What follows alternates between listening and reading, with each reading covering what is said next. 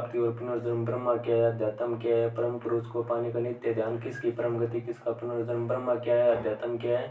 अर्जुन ने पूछा, कृष्ण ये है, ब्रह्मा क्या है, अध्यात्म क्या है, कर्म क्या है, अधिभूत क्या है और अधिदेव इसे किसे कहते हैं, संसार और शरीर में अधियज्ञ कौन और कैसे हैं, जो नियमित आत्म अनुशासित रहा है वो अंतिम समय में आपको कैसे पहचानता है। भगवान बोले, नाश न होने वाला परम ब्रह्मा है, स्वभाव के अध्ययन करने को अध्यात्म कहते हैं, प्रकृति से होने वाले सृष्टि के कार्यों को कर्म कहते हैं, पैदा होकर नष्ट होने वाला सब अधिभूत है, इनमें वास करने वाला पुरुष और नष्ट न होने वाला अधिदेव है, संसार और इस शरीर में अधियज्ञ मैं ही हूँ। अर्जुन, अंतिम समय में जो मुझे याद रखते हुए शरीर छोड़ता है वो मेरे ही भाव स्वरूप को पाता है, इसमें कोई संदेह नहीं है। जिस जिस भाव को याद रखते हुए मनुष्य शरीर छोड़ता है उन भावों में रमा होने से उस भाव के लिए अगले जन्म को पाता है। इसलिए हर समय मुझे ध्यान में रख, लड़ाई में ही भी मन और बुद्धि मुझे अर्पित करके मुझे याद रखने में से निसंदेह तुम मुझको ही पालेगा।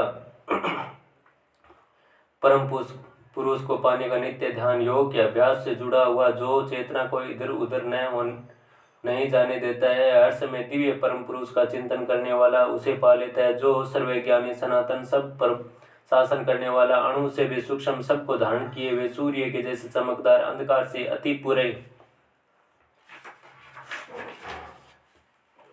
परे विचार में न आ सकने वाला स्वरूप का ध्यान करता है। अंतिम समय में भी मन को अचल करके भक्ति भाव और योग बल से प्राणों को सम करके चेतना को भों के बीच प्रवेश करवा कर वह दिव्य परम पुरुष को पा जाता है। वेदों को जानने वाले जिसे नाश रहित कहते हैं, ललक रहित होकर यत्नों से जिसमें प्रवेश करना चाहते हैं, जिसे पाने की इच्छा से ब्रह्मचार्य का पालन करते हैं, वह पद तेरे लिए संक्षेप में कहता हूँ। मन को शरीर के सब द्वारों से हटाकर और फिर हृदय में टिकाकर प्राणों को माथे में रखकर छुड़ने की धारणा से जो एक अक्षर ब्रह्मा ओम का जाप करते हुए मुझे याद रखकर शरीर छोड़ता है, वह परम गति को पा जाता है। किसकी परम गति, किसका पुनर्जन्म, चेतना कहीं भी होते हुए जो सदैव मुझे याद रखता है, मुझ में रमे उस योगी को मैं हर समय सहजता से उपलब्ध हूँ। अर्जुन, मुझे प्राप्त हुए महात्मा परम को पाकर दुखों के घर नाशवान स्थिति और पुनर्जन्म को नहीं पाते। ब्रह्मा लोक तक सब लोग बार बार पैदा करने वाले हैं, परंतु मुझे पाने के बाद पुनर्जन्म नहीं होता।